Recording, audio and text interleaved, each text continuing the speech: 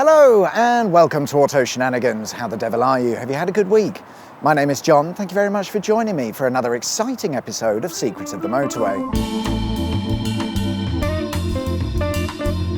Today we'll be looking at the M6 motorway again. I did warn you at the start it might take a while, but worry no more because today we'll be finally finishing off the M6, meaning over the course of 4 episodes we've covered its entire 232-mile length. In the last M6 episode we ended at the lovely Lancaster services on the south side of Lancaster, but today we'll be starting on the north side of Lancaster at Junction 34. The junction opened in 1960 as part of the Lancaster bypass running between today's junctions 34 and 35, and it's the second oldest part of the M6, having opened not long after the Preston bypass, Britain's first motorway. The junction's original design and layout was shit. Even back in the days of do-whatever-you-like road planning, it was still considered shit. It just wasn't able to handle any large amount of traffic efficiently. Now that's fine in the middle of nowhere, but when you've got the large town of Lancaster just there, it made little sense, and it led to many asking the question, why build it like that in the first place? It seems nobody knows for sure. No bother though, it's all been completely changed as part of a road building project that was completed in 2016. The Heysham to M6 link road, aka the Bay Gateway, aka the A683, was originally thought up in the late 1940s. Nothing would happen though until the 1960s when they would think about it again. Nothing would happen until the early 1990s when they finally managed to construct and build half of what they intended. The other half of this link road is what they completed in 2016, meaning it's taken over 60 years to get this 6-mile long road from the planning phase to completion. Back to Junction 34, and with the construction of the A683, it had to be completely redesigned, which is a good thing considering how crap it was before. If you keep an eye out to your left when travelling north through the junction, you might spot some of the leftover slip roads that made up the previous junction. One of the slip roads has been retained for use by emergency and maintenance vehicles, whilst the other has sort of half been removed, leaving a little bit of stub of road. Earlier, I mentioned that the section of M6 that we're currently on, when it first opened, ran as far as Junction 35. And this junction has seen a few changes as of late, but at one point it used to be a motorway-to-motorway interchange. We'll look at that shortly, but first I want to bring your attention to the bridge arrangement that's found at the junction. This one here, it looks to me like there used to be some sort of road crossing the river, and indeed there was. It used to be the M6. It's probably easier to show you this old map. We can see how the M6 curved to the left and crossed the river before heading up to join the A6. For a while, that's how things were. But when the M6 was extended to the north in 1970, Junction 35 was built, and because of that, parts of the carriageway were removed, leading to this bridge that's no longer needed today. Following the extension of the motorway, it resulted in a bit of an odd M6 spur road, but this would all change in the 1980s when another connection was added to the junction where we find today's B6254. This new link road and connection to the junction was built as a simple single carriageway road, but due to some bizarre regulation changes, they managed to convince whoever it was that it could be and it should be a motorway. And this explains how, for a while, Junction 35 served as a motorway-to-motorway interchange. With the new link road being built, they got rid of the M6 spur road and renumbered the whole stretch as the A601M. Never mind that it had a massive roundabout in the middle, never mind that part of it was a single carriageway road, it was a motorway, so that was that. Until it wasn't. In 2020, the eastern section of the A601M was downgraded to become a B road, and in 2023, the remaining section was downgraded to become the A6070. Between junctions 35 and 36, we find a secret junction leading off Cinder Barrow Lane.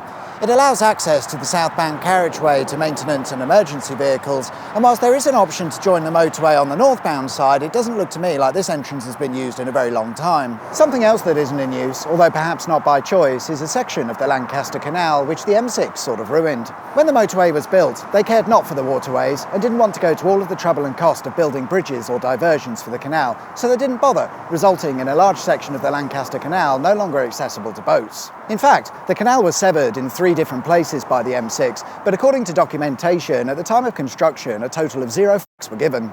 Just on my way to the next location. What the f*** have I found here? This is how they do it in Cumbria. Up at Junction 38, we find Castle Howell. Actually, we don't. We just find the location of where this castle used to be. To get to it, we have to walk down a path and underneath the M6 as it crosses over the River Lune, and when we arrive, we should get a lovely view of the M6. Delightful. From the motorway, the location of Castle Howell looks like nothing more than a large pile of soil. I believe the technical term for that is an earthworks. And it was on these earthworks that Castle Howell was built in the late 1000s? The late 1000s? I don't know, around 1087, maybe. My sources aren't exactly sure. But what we can be sure of is that it's bloody old, and in the 12th century it was abandoned. Today, taxpayers' money is used to maintain this significant earthworks, or pile of soil. As you move away from Junction 38, you'll quickly arrive at T-Base Services, the most famous motorway service station in all of the land. Just up from there is something quite novel, I thought. There's the opportunity to drive between the two main carriageways of the M6. Due to the unique topology of the area, for a short distance the M6 splits into two separate roads, in between which we find a small local road that's running almost parallel to the main carriageways. I'm not sure if there's anything like this on any other motorway. I don't think there is. An interesting feature of the road is this small bridge that you'll find about halfway up. It exists because there's a strange linking road or junction between the two M6 carriageways. This strange little junction has no signage to say that it's for use by authorised vehicles only, and in fact there's absolutely nothing at all to tell you of its presence or function, so I don't see any reason why us as individuals couldn't make use of this weird slip road. Although to be fair, there's very little reason as to why you would, given that there are junctions nearby should you want to turn around. By the time you get up to Junction 39, the M6 carriageways have rejoined one another in the usual fashion, but the junction itself presents a bit of a mystery. It appears to have two sets of slip roads that do the exact same thing, and I'm not really sure why the second set are here. There is a maintenance depot on the junction, so perhaps these roads are access roads for maintenance vehicles, but given the junction has got access in all directions, I don't really know why they'd be required. My other far-fetched theory is that maybe they just used to be the slip roads for the M6, with the junction being changed at a later date and the slip roads moved around. I haven't got anything to base this on other than if you look at this old map really closely, you can see that the slip roads back then were slightly offset to one another, whereas today they're directly opposite. Maybe some changes were made to this junction in the past. I'm not sure, I couldn't find anything to confirm it, and these slip roads will remain a mystery. A short distance from the junction and the motorway passes the Shapfell lime kilns. This bank of 4 kilns can burn through over 2,000 tonnes of limestone in a single day in the process of making quicklime for use in steel making, which is probably why the site is owned by Tata Steel. On the other side of the M6 we find a quarry which is the source of the limestone. It's all put onto trucks and sent via private road directly to the kilns. The site is connected to the mainline railway and has its own sidings which are still in use, something today I think is a bit of a rarity. But if you have a look round the back, there's a small section of their sidings that, at least on satellite images, appears to be unused. Here we find a couple of old railway engines that were no doubt once used for shunting goods around the site. The engines are now sat abandoned and slowly decaying away. Who knows, maybe one day they'll be put back into service. Between junctions 39 and 40, as you pass the village of Clifton, on the southbound carriageway you might spot a set of ghost slip roads. These were installed in preparation for a motorway service station that was never built. It's not exactly clear as to why it was never built. Unusually, when it was first proposed, the plan received little to no opposition from the residents of Clifton, which is strange considering the services would probably have been larger than the village of Clifton itself. It seems the most likely reason it was never built is down to the finances and priorities for the then Ministry of Transport, who at the time were focusing their attention on other sites. Perhaps a little bit too much, because any ideas of a service station at Clifton seem to just fade away over the years, never to be mentioned again. One thing they did build though, other than the slip roads, is this underpass. It's not clear as to whether it would have been used for vehicles or pedestrians, or maybe both, but in any case it was installed to allow access to both sides of the services. Between junctions 40 and 41 is the Pot Place. It's not what I thought it was. Junction 42 is called the Golden Fleece Interchange. If anybody knows why, please let me know. It opened in 1970 and forced the realignment of the A6, but if we take a short walk away from the junction, we can find an original piece of the A6 that's still in place despite its realignment. Today, it's marked on maps simply as Roman Road, probably because it was. We can expect to see some changes to the junction over the next few years following the approval for the construction of 10,000 houses and a new link road running between the A595 and the M6. By changes, I mean simply bolting on this new link road to the junction. They're not going to make it bigger or anything like that. And I assume with the addition of 10,000 houses, the junction will be absolute chaos for traffic during rush hour. The new road is due for completion by 2025, apparently. Skipping around Carlisle, which is probably the best thing to do, we arrive at junction 44, which until 2008 is where we would have found the end of the M6 motorway. This blows my mind because until 2008 there was no motorway connection between England and Scotland. There are third world countries with better transport links, although to be fair there was at least an A road where at junction 44 you'd have transitioned seamlessly from the M6 to the A74, which would take you up to Gretna in Scotland. Just up from junction 44 and there's a strange motorway entrance or exit that's been sealed off, if you will, behind some barriers never to be used again. It's not therefore an access point for maintenance maintenance or emergency vehicles because they can't gain access. What I think it is a leftover from when this part of the M6 was actually the A74 prior to 2008. Using some old satellite images, we can see on the other side of the carriageway that there was also a similar access point, and given that it would have been an A road at the time, stupid junction designs like that were not out of the question.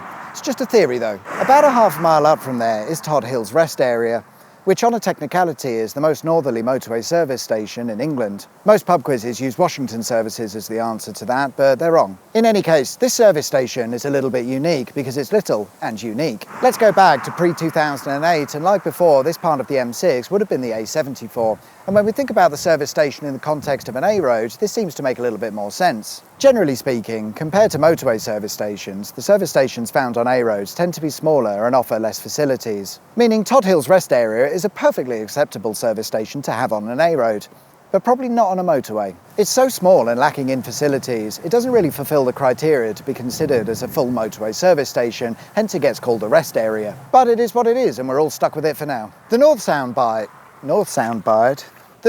side is nothing more than a petrol station following the closure of the Costa Coffee.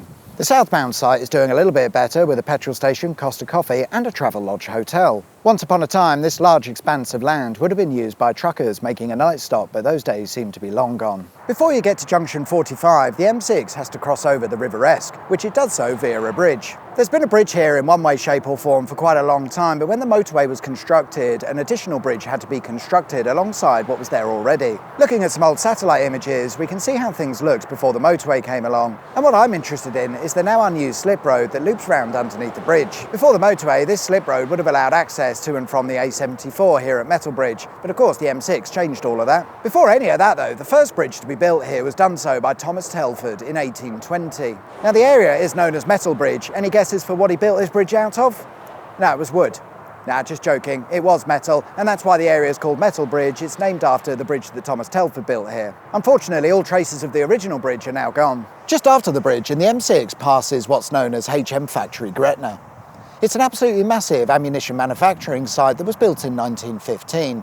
It's so large, in fact, that the towns of Gretna and Longtown were pretty much just created for the workforce of 30,000 people. The site was actually made up of 4 different locations, with the largest being the East Rig site and the Mossband site, which is the one that sits next to the M6. Initially, the site manufactured cordite, a substance that's used in place of black powder when manufacturing ammunition. When the First World War ended, surprisingly, the orders began to drop, and by 1920, they'd stopped manufacturing cordite altogether. It's not exactly clear what they're doing with the place now. I believe the Mossband site is still used to store ammunition and explosive, but the East Rig site closed in 2010. In 2021, proposals were put forward to convert the East Rig site into a storage, stabling and maintenance depot for HS2. You know, HS2, the railway that's not coming to Scotland. I assume that's all been cancelled then. The last junction on the M6 is junction 45. From here, you'll pick up the A74M to continue your journey into Scotland. However, for us, it's the end of the M6 and therefore the end of the episode. So yeah, that's all we've got time for this week. Today's video outro is brought to you from the Devil's Beef Tub in Scotland, nowhere near the M6. But thank you very much for watching. I hope you liked the video. If you did, there is of course a button specifically for that. And if you haven't subscribed already, please consider doing so. That would be wicked sweet, awesome. Enjoy the rest of your week, whatever it is you get up to. My name's John, you've been watching Auto Shenanigans, and I'll see you next time for another exciting episode of Secrets of the Motorway. Till then, take care, bye-bye.